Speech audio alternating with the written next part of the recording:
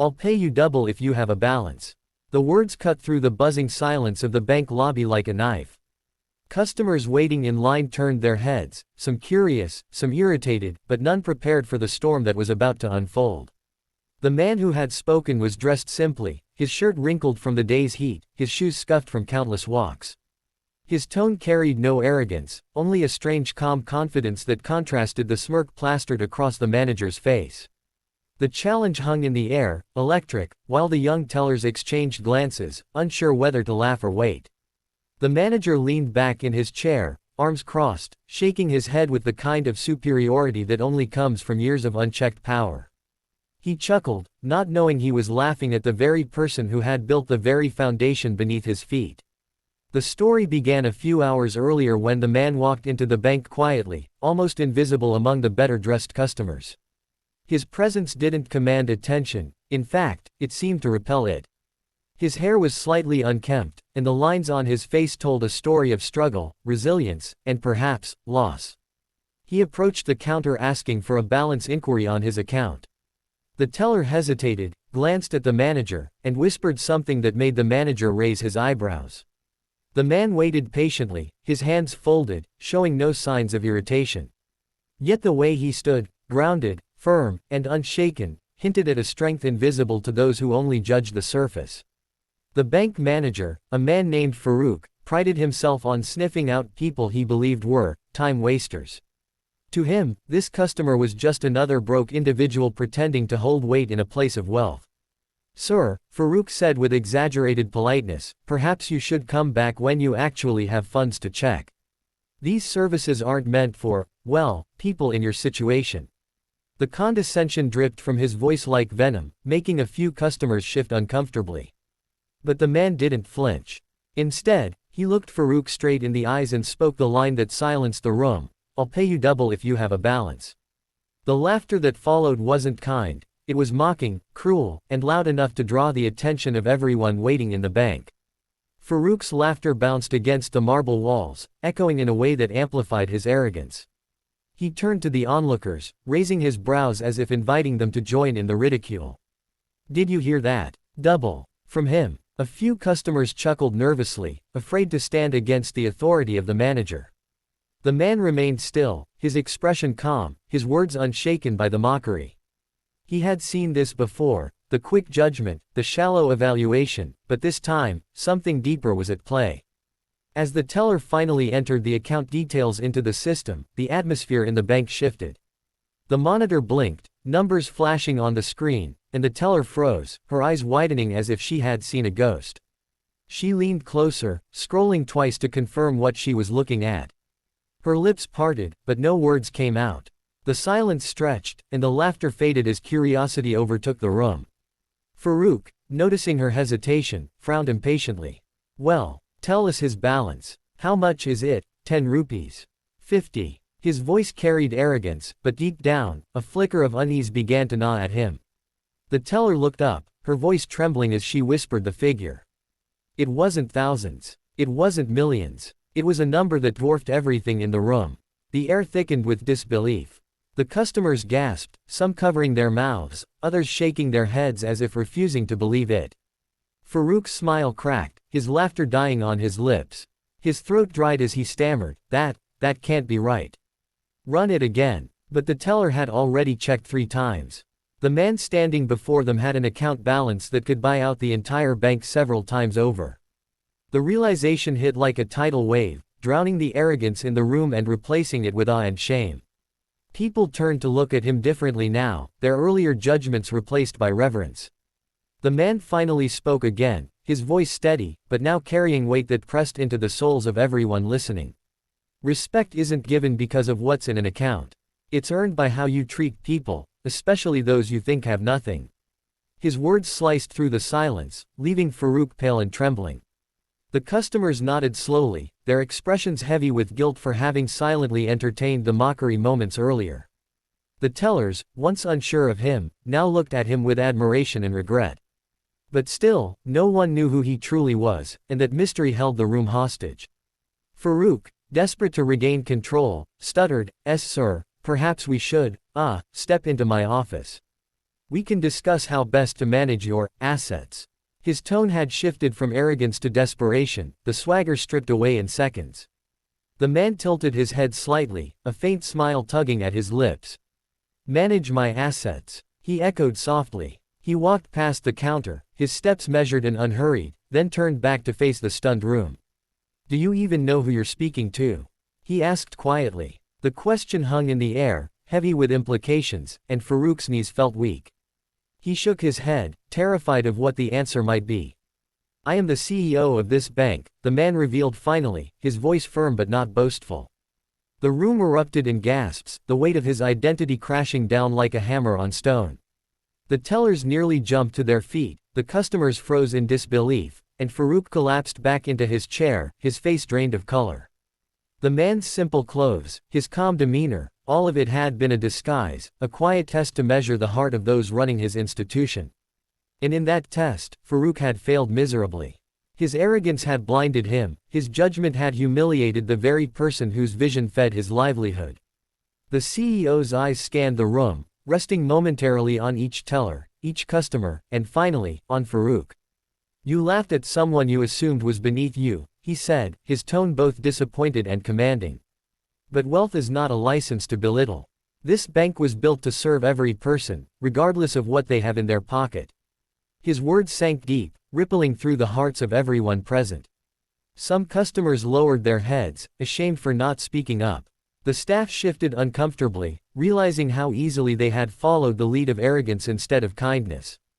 Farouk's lips trembled as he tried to explain, but the CEO raised his hand.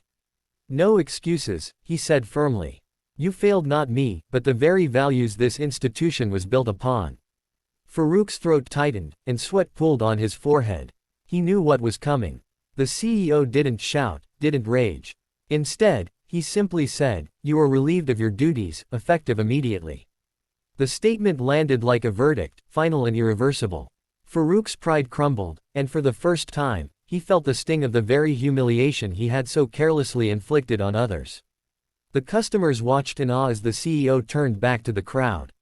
He walked toward the elderly woman who had been waiting quietly at the back of the line, her worn shawl wrapped tightly around her shoulders. Gently, he took her hand and led her to the counter. Let's start with you, he said softly. Tell me what you need, and we will make sure you're treated with dignity. The woman's eyes welled with tears as she whispered her request for a small withdrawal to buy medicine. The CEO nodded and instructed the teller to waive any fees. Compassion radiated from him, turning the sterile bank lobby into a place of humanity once again. One by one, the customers were helped, this time with sincerity and respect. The tellers moved quickly but with genuine warmth, their earlier hesitation replaced by newfound purpose. The CEO didn't sit in an office or watch from afar, he stayed among them, answering questions, reassuring the worried, and listening to stories. Every action spoke louder than the numbers in his account. Leadership was about service, not superiority. The customers began smiling again, the tension dissolved, and the laughter that returned was no longer cruel, it was shared joy. As the last customer left, the CEO stood quietly, his presence filling the room without words. He turned to the staff and said, let today be a reminder. A person's worth isn't measured in digits on a screen, but in the dignity we give them. Never forget that. His gaze was steady, making sure the lesson had burned into their hearts. The tellers nodded solemnly, vowing never to repeat the mistake they had witnessed. Farouk, escorted out in silence, left behind a legacy of arrogance that would serve only as a warning. Outside, the sun dipped low, painting the sky in hues of gold and crimson. The CEO stepped into the evening, unnoticed by passers-by who saw only a man in simple clothes. But those who had been inside the bank that day would never forget him. They would tell the story of the man who came quietly, was mocked for his appearance, and revealed himself as the very heartbeat of the institution. A story that reminded them all of the fragile line between arrogance and humility, between judgment and kindness. In the days that followed, the bank's reputation shifted. Customers returned not just for financial services but because they believed in the values it stood for. The tellers carried themselves differently, more mindful of every word, every glance, every interaction. And the memory of that day lingered like a soft echo, urging them to treat each person with the respect they deserved. The CEO's lesson lived on, not as a tale of wealth, but as a testament to humanity. For those who had laughed, the lesson was sharp: never measure a soul by what you see. For those who had stayed silent, it was a wake-up call: kindness requires courage. And for those who had watched in awe, it was a story worth retelling. A story that healed, inspired, and transformed. The story of what happened in that small branch spread faster than wildfire. Within days, employees whispered about it in cafeterias, customers shared it over tea in roadside stalls, and social media buzzed with the tale of a manager who mocked a poor-looking man, not knowing he was the bank's CEO. But while the world was busy talking about the humiliation of Farouk, the CEO himself walked the quiet streets of his city, reflecting on what had happened. The incident hadn't angered him, it had saddened him. It was proof that somewhere along the way, the people he had entrusted to carry his vision had forgotten the very values that built the institution. He thought back to his beginnings, to the days when he himself had walked into banks with worn shoes and tired eyes, and had been treated as though his existence was a burden. Years ago, before he had wealth or titles, he had been a young man struggling to keep his family afloat. His father had been a factory worker, his mother a schoolteacher, and together they had raised him on hard work and honesty. But when his father fell ill and hospital bills mounted, he found himself standing in long lines at banks, begging for small loans that were always denied. He remembered the humiliation clearly: the way managers had looked at him with pity or annoyance, the way clerks avoided eye contact as though his poverty was contagious. Those moments carved a scar in him, but instead of breaking him, they became fuel. He vowed that one day, he would build a bank where no one would feel small for asking for help. That vow had brought him here, years later, but what he witnessed at his own branch showed him how far they still had to go. Farouk's dismissal created ripples across the company. Some employees took it as a warning, while others saw it as justice long overdue. Yet the CEO knew firing one man wasn't enough. Arrogance was a disease that could spread silently through culture. He called an emergency meeting with his regional managers, gathering them in the headquarters, glass-walled conference room. As they sat around the polished table, expecting another round of financial targets and growth plans, the CEO stood before them without a single chart or presentation. Instead, he told them the story of the branch, word for word, exactly as it happened. He described the laughter, the arrogance, the humiliation, and then he described the truth behind it: how dignity matters more than digits, how empathy is worth more than profit. The managers listened in silence, some shifting uncomfortably, some lowering their eyes. For the first time in years, they weren't hearing about money, they were hearing about humanity. One manager, a woman named Sana, raised her hand cautiously. "Sir," she said softly, "it's not that we don't know these values. But in the race for targets, in the pressure of competition, sometimes, we forget." Her honesty filled the room, and others nodded quietly. The CEO smiled faintly.